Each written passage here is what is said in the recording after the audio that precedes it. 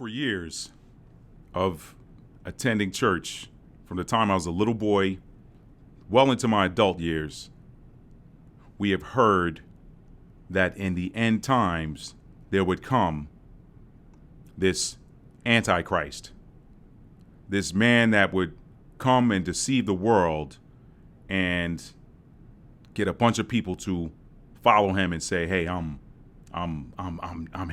I'm the Christ."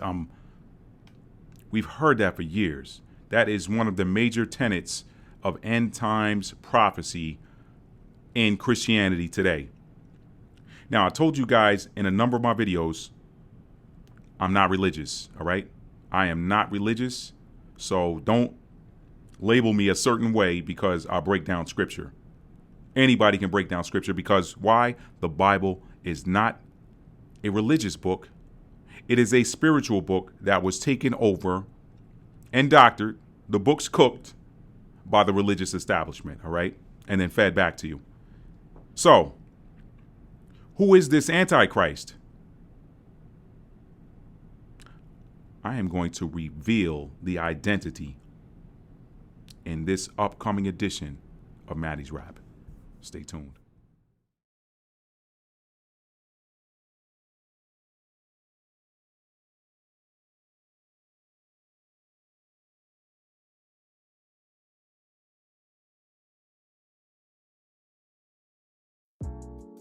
Welcome back to another edition of Maddie's Rap. I am your host, world-renowned author and storyteller, Matt D. Talford. Now, I'm going to jump right into today's topic. Again, welcome back if you're a returning subscriber. If you're new to the channel, thank you for clicking on this video. Hopefully by the end of this video, you will hit that subscribe button so you don't miss any more. Now, you guys know you've been watching me for a while. I typically go through a nice little intro where I do applause and all this stuff. Listen, I want to get right in on this today. I want to get in this and get out of it. All right. I want to jump on and jump off. The Antichrist. Now, there's two ways we can look at this thing. And there are four passages of scripture. I did a search this morning. There are only 4 verses that actually list the words Antichrist in the 66 books, all right? And they all come from the epistle of John. 1 John and 2 John, or as my pastor in New York said when I was a kid, I John. They come from I John and 2 John, all right? I'm going to read those passages of scripture for you in just a minute. But I want you to keep in mind that there are 2 schools of thought out there with regards to the word Christ. Now, in school number 1, what the religious establishment did was it taught us that Christ was a person. It was a man, the Son of God, who lived some 2,000, or close to 2,000 years ago or whatever, from the turn of AD or whatever, or CE, the Common Era, or AD, Anno Domini, whatever they want to call it, whatever, through about 33 AD or CE. Okay, let me turn this off because now I'm getting all of these distractions here and I don't want them. Okay, so Christ, as presented by the religious establishment, is and was a man. However, we know that Christ is not a Hebrew word, and that was not his name, okay? We know that Jesus is not a Hebrew word, and that was not his name. So, it all boils down to what you choose to believe with regards to the nomenclature. Now, do I believe, and keep in mind, I say this all the time, I am not religious. Don't label me a Christian. None of that. Okay. I'm a spiritual being having a human experience. Now, I do believe that there lived a man who came to set the captives free. So if you're asking me, I'm going to use the Jesus label for this video, for this sake. Okay. I'll use that label. And guys, I'm here to tell you, I'm not one that gets wrapped up in names. I get a lot of people from the religious community that come in the comments and want to tell me about, brother, you got to say his name right now. I ain't got to do nothing. All right. I ain't got to do nothing. Let me put that out there right now. All right. Because a lot of y'all put God into this small little box and act as if divine source intelligence, the highest intelligence, is not intelligent enough to know when you are energetically invoking that energy. When you are energetically invoking that energy. Is his name Father? No. But if you say, Father, I need, Father, I want, Father, help, Father, send your angel, guess what? There's 1,000 people in the planet, millions of people on the planet have the title Father, but you are energetically invoking source energy. So that divine source energy knows that you are calling out to it and it responds. All right. So if people talk about, man, his name wasn't Jesus. Listen, I don't use that name in my everyday vernacular anymore because I know that wasn't his name. I know that was part of a hijack. But at the same time, my calling on that name has never failed my whole life up until I stopped calling on it. Now, do I still invoke the spirit of the Most High? I absolutely do. Well, I'm not here to talk about my prayer life right now. We're talking about this antichrist thing. And again, I will use the word Jesus for those of y'all who, if that, we'll just use that universally. We'll agree to use that in the space, in the confines of this video. Now, do I believe that there was a man who walked the earth and came to set the captives free that history has called Jesus? Yes, I do. Yes, I absolutely do. Do I believe in all of his teachings? I absolutely 100% unequivocally do. I do. I believe in his word. I believe in his teachings. I believe in who he is, who he was, who his energy is, who his energy is right now. Who his energy is right now. I believe in that. But to call him Christ is a level of consciousness if you look at it from the spiritual terms. And I'll share some videos if I've not shared them already. I don't know where I am in this video. I don't know where I'm going with it, but I may have already shared those videos, or I may be sharing them after I say this little bit. But I'm going to share some videos where you can see the other side of the name that was not the name of the person in the scriptures that the scriptures were written about. Okay? That whatever we have been left with in scripture has been utterly distorted beyond recognition, to put it mildly. First thing to understand is what the Christ is. Christ is a state of consciousness. It's the state referred to in the spiritual community today as oneness or unity consciousness. So you have Christ consciousness, unity consciousness, and oneness. And they're all referring to the same thing. They're all different names for the same state of consciousness. Oneness is a state of consciousness that will mean very little or will not be well understood until it is directly experienced. It can be described and explained, but if it's not directly experienced for the self, it will get lost in translation. And a lot of things are getting lost in translation. So Jesus was a representative of Christ consciousness. The core of Jesus's message was trying to teach people how to become a whole being by merging their masculine and feminine hemispheres into one, and by doing so, becoming spiritually sovereign.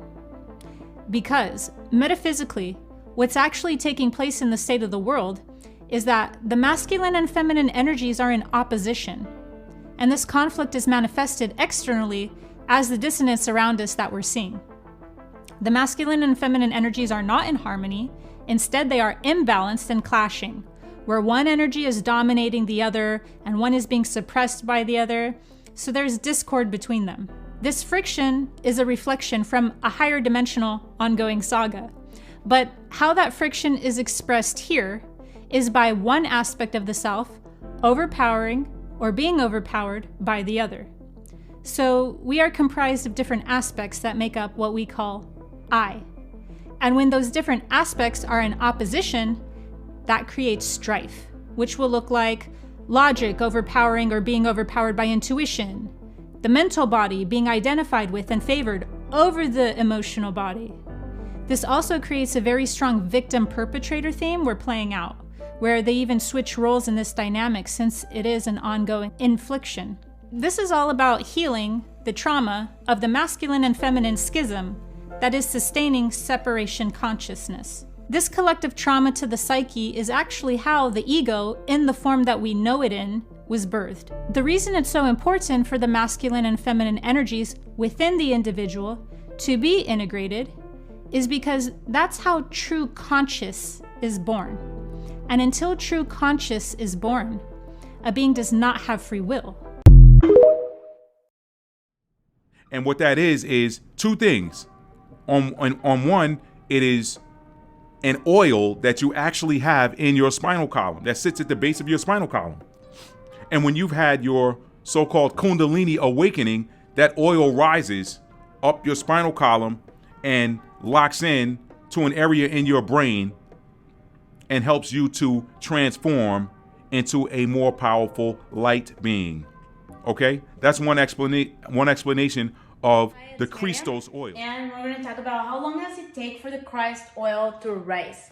I'm taking some of the information from here, another one from my own practice, my own experience. I have been teaching yoga for 20 years and a bunch of other things. Anyways, guys, how long does it take for the Christ oil to rise? You know, this is the same thing as a Kundalini rising or as enlightenment, right? I was doing some research. Some people say it takes 10 to 40 years.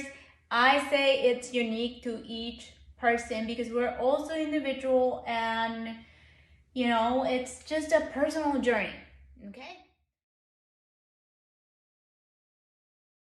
Oil. Crisco, okay? In India, you have a figure that they have that is similar to quote unquote Jesus Christ named Krishna. What do we have in common between those two? Christ, Christos, Jesus Christo, Krishna. Same concept. The Christed one. The Christed one. The one that reached that highest level of consciousness. Had he reached that level of consciousness when he was born? I would argue no. It doesn't mean that he didn't have power and couldn't perform miracles. But you don't transform until you have gone through the dark night of the soul and had your full-on spiritual awakening. That is what causes that Kundalini awakening, that causes that rise in your spinal column, where that oil hits that certain spot in your brain and raises you to a new level of awareness. Okay? So if you look at Christ as being a state of consciousness, A, or B, an oil that everyone has at the base of their spinal column that when activated, it takes them to a new level of consciousness and a level of enlightenment. If you look at it as one, if not both of those things, then antichrist takes on a new meaning. So, if Christ is not a man per se, but was a level of consciousness reached by a man that was also reached by other men. What did he tell the disciples? He said, greater things. He said, look, what y'all see me doing, greater things than this are you going to do? How are you going to do it unless you reach that level of consciousness?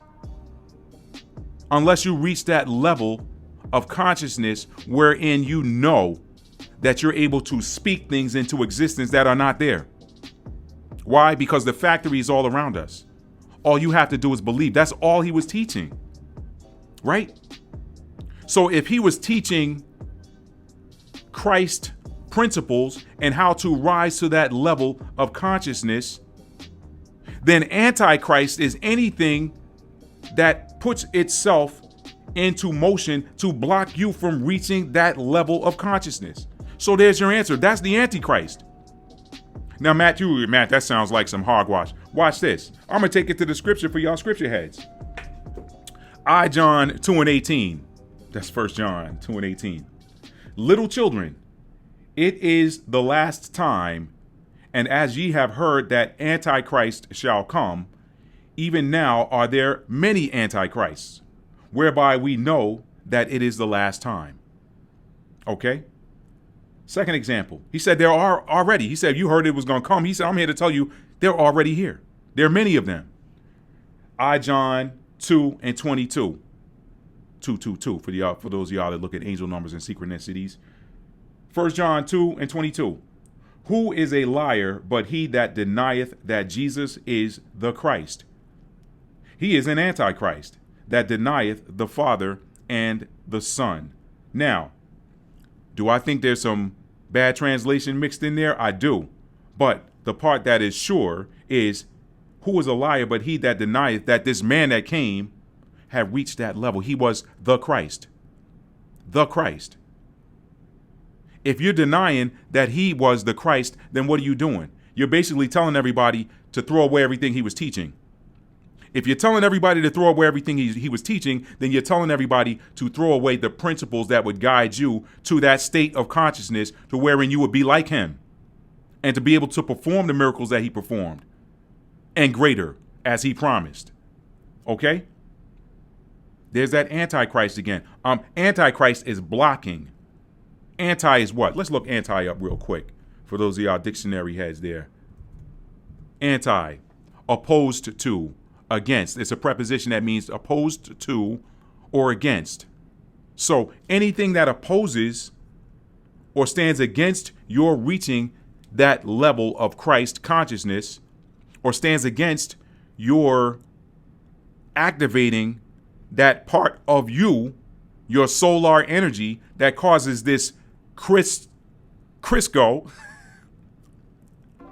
this Christ oil that's in your at the base of your spine from rising up and hitting. Y'all ever see those carnivals? You go to the carnival and to get the prize, you got to take that sledgehammer and hit that little boom. You hit that button and that thing got to go whooping. When it hits the bing, you win the prize, right?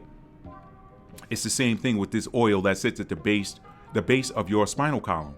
I'm gonna put some links to videos, full videos in the description box. I know that what I've provided here are just like little small TikTok videos or whatever, or IGTV videos.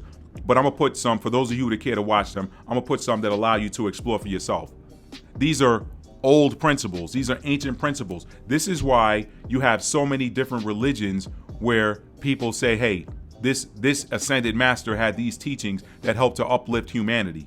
Are you gonna tell me, again, you're gonna put God in a box and say that the only people that had the knowledge were in a certain region? I don't believe that. I don't believe that. I do not believe that. This earth is too big. This earth is too big. There have been chosen ones all around. And for those of you who are watching this, that, and I'm not knocking, but for those of you that wear this Israelite tag with pride, as you are welcome to, as you have the right to, I'm here to tell you that there were chosen ones before there was a man named Jacob whose name was changed to Israel. Abraham was chosen. He was not an Israelite. Isaac was chosen. He was not an Israelite. Was Melchizedek an Israelite? Was Noah an Israelite? Was Adam an Israelite? Was Eve an Israelite? We got to go back, y'all. We got to go back. These were chosen individuals. These were chosen individuals that had a certain level of consciousness, a certain level of power, a certain level of wisdom and understanding. This is why Proverbs 4 harps on getting understanding. Get understanding. Get knowledge, but get understanding. What good is the knowledge if you don't understand it? There have always been chosen ones. Now, on the flip side, the chosen generation, the royal priesthood, the seed of Jacob, these were some of the most wicked men. They were the ones that helped kill the Messiah. So y'all, sometimes you got to drop the labels and just go for righteousness. Just go for righteousness. Don't worry about the labels. Righteousness always takes care of itself. It always takes care of itself. There's a passage of scripture in Jeremiah that, I'm not even gonna go there. I'm not gonna go there. No, I will go there. There's a passage of scripture in Jeremiah that says, you know what? He said he's gonna put his spirit in he said, I'm gonna put my spirit in you, and ain't nobody gonna have to tell you who I am. Nobody gonna have to say know the Lord. He said, you're gonna know because I'm gonna put my spirit in you. You're gonna know me at birth. This is why a lot of babies can choose. They kind of know when they about to do the wrong thing. They can make a choice on whether they're gonna do it. If their mom said don't mess with that, and you see them doing it, they can make that choice. They know right from wrong. And babies, I've heard stories of babies coming out with their hands up and worship like their hands up like they were worshiping coming out of the womb. That's the story of my nephew. One of my nephews. Anyway, let me get back on this so I can wrap this up. 1 John 4:3. And every spirit that confesseth not that Jesus Christ is come in the flesh is not of God. And this is that spirit of antichrist, whereof you have heard that it should come, and even now already is in the world. When was that written? When was that written? So the thing is, and let me read this last one, 2 John 1:7. For many deceivers are entered into the world who confess not that Jesus Christ is come in the flesh. This is a deceiver and an antichrist. Now, again, I have issue with him being labeled Christ as a man, as a deity to be worshipped.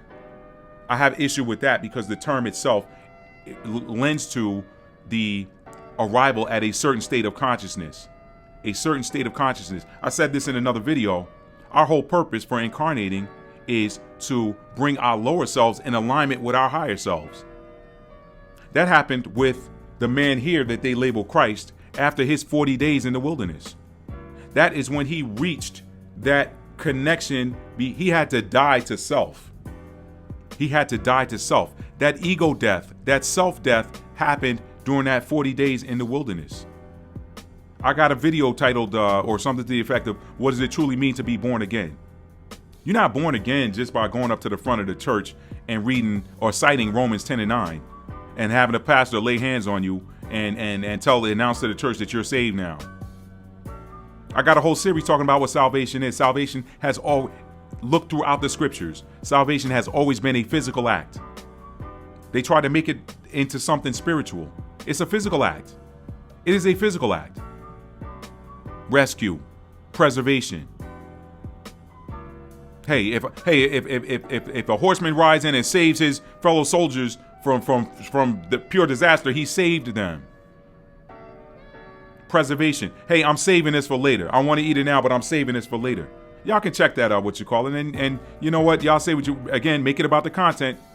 Don't make it about me. I'm the messenger. Make it about the content. All right? So, that last passage of scripture there from 2 John 1:7, again, it said, for many deceivers are entered into the world. So these religious men back then were trying to stop this spirituality.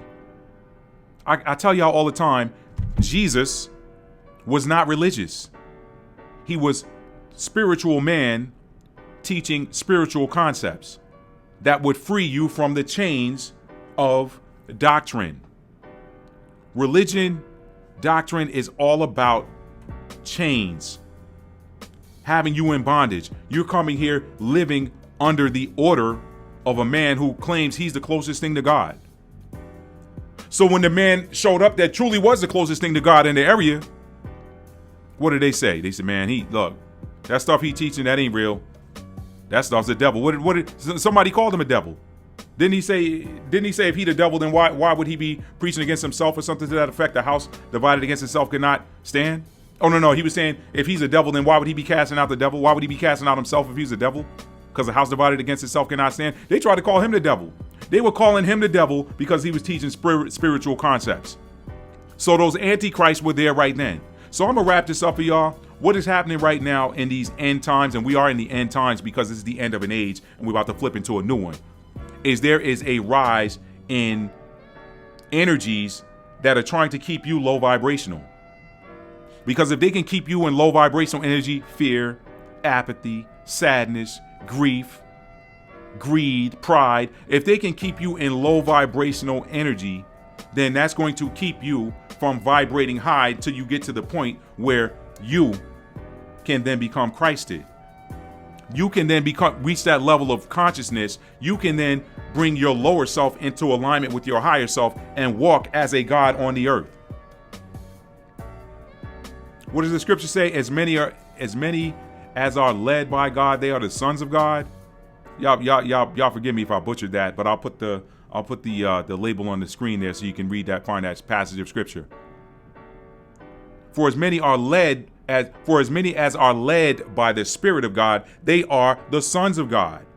So if the Spirit of God, if the instruction coming from the higher realms, that is the instruction coming from source, coming from God himself, coming from source, coming from the divine, if you are being led by that spirit, those words, then you are a son or daughter of God. So they crucified this man for calling himself the Son of God. What does the script? What does the word say? If you're being led by the Spirit of God, then you're a son of God yourself. But it didn't say you were Christ. It didn't say no. But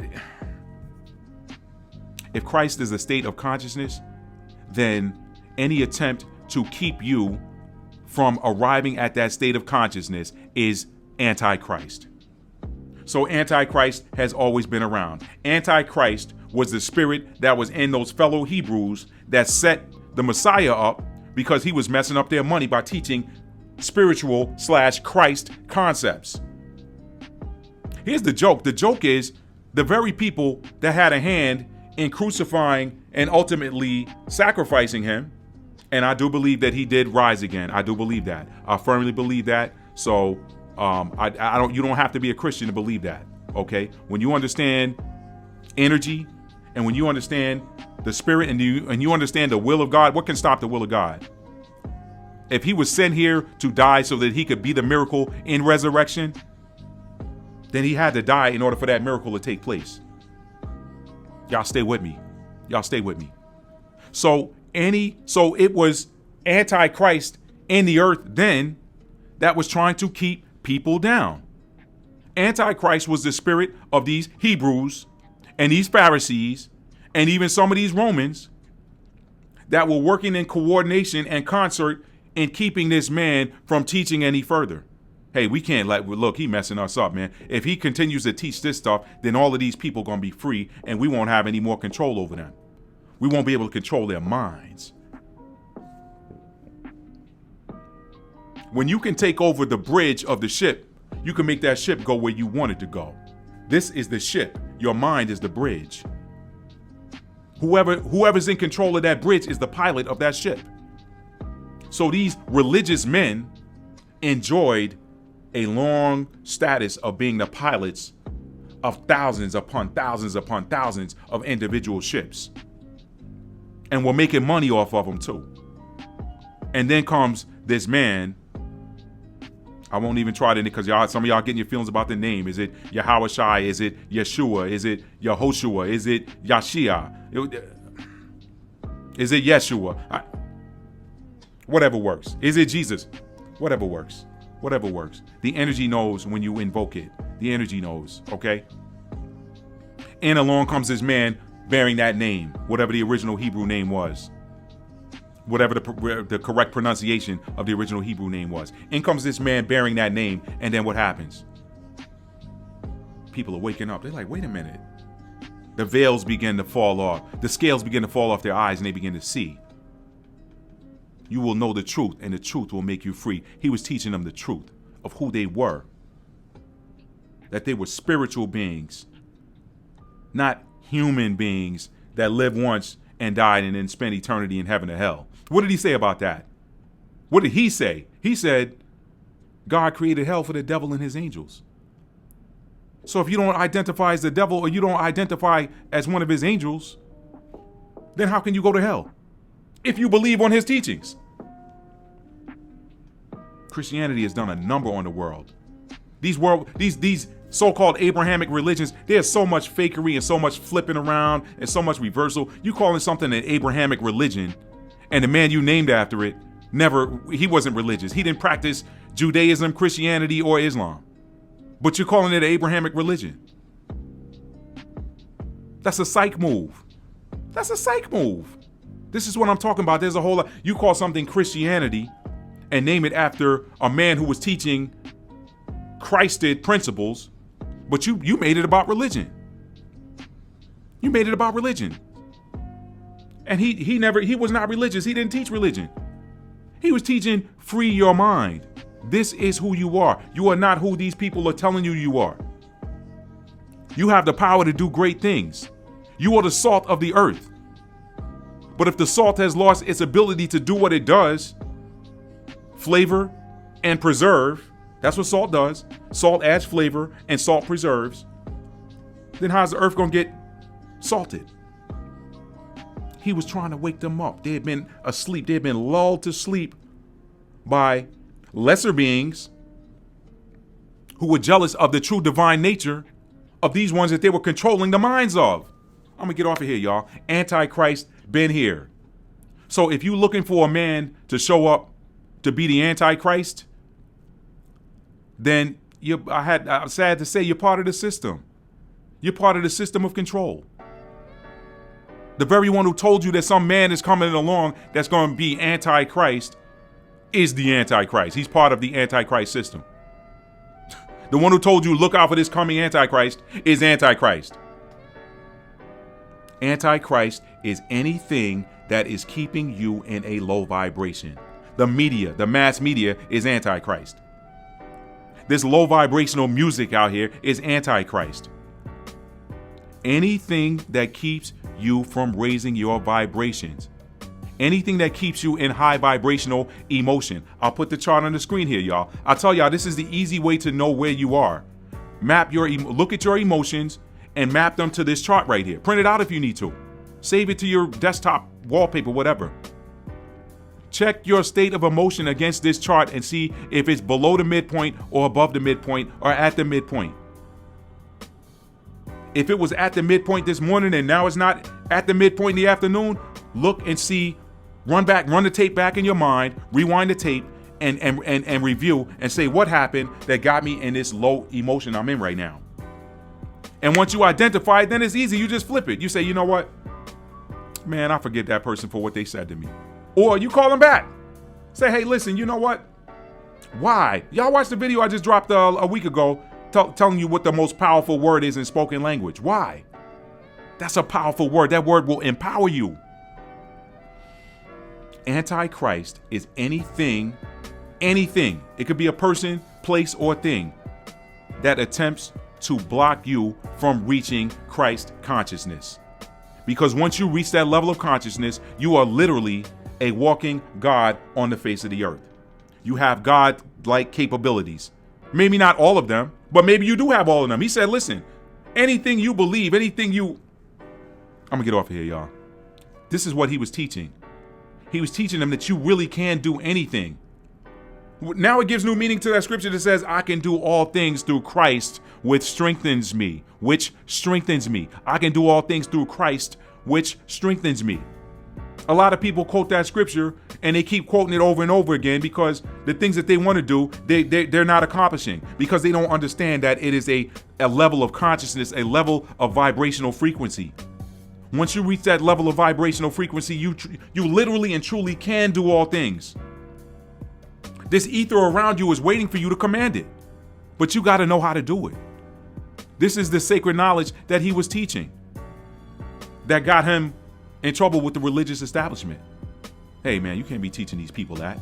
See, here's the funny thing. The religious establishment knows it. They know it. They use it. They actually use it, but they use it for the wrong thing. They use it and when I say the religious establishment, I'm not talking about these pastors who are unbeknownst. I'm talking about the people at the top of the game.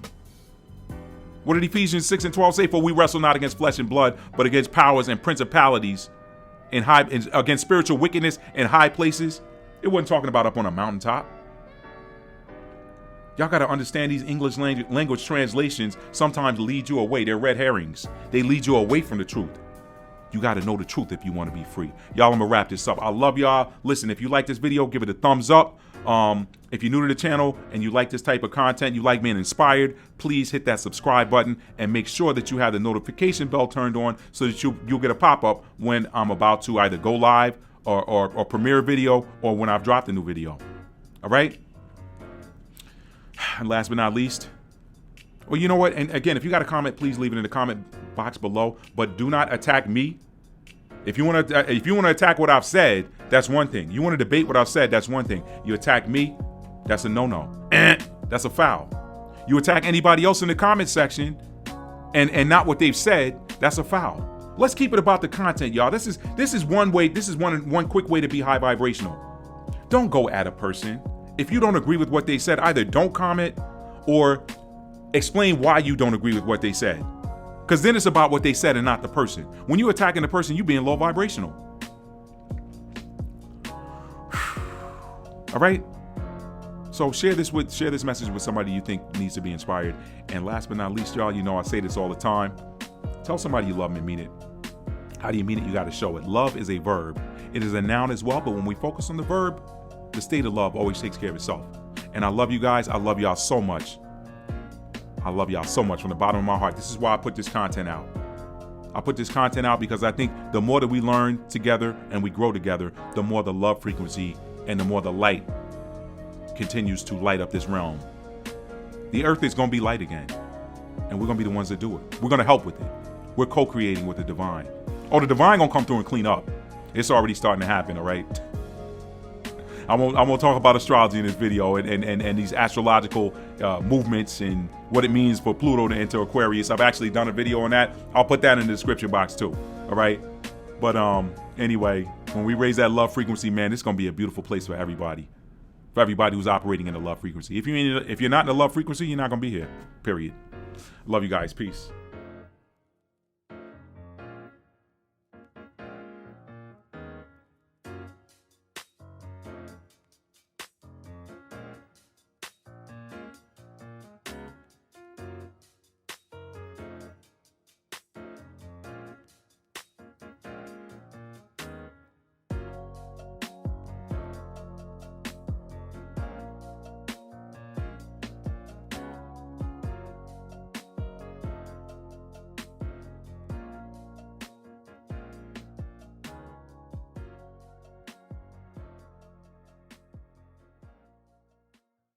Of the Christ is number one, you have a soul. Your soul is inside of your body, and for all intents and purposes, it is asleep.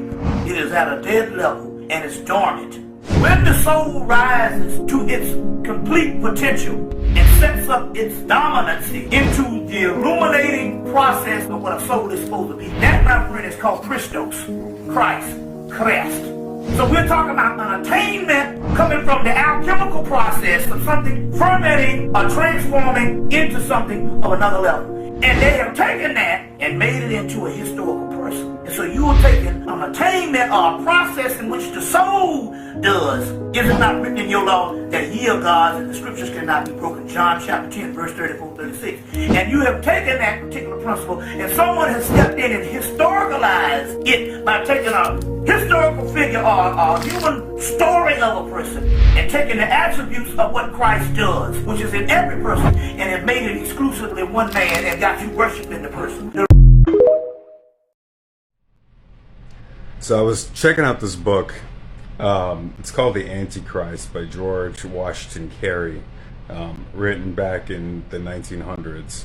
And basically he was talking about the beliefs of the early Christians called the Essenes. And what they believed in is that the Bible is all allegory for the human body.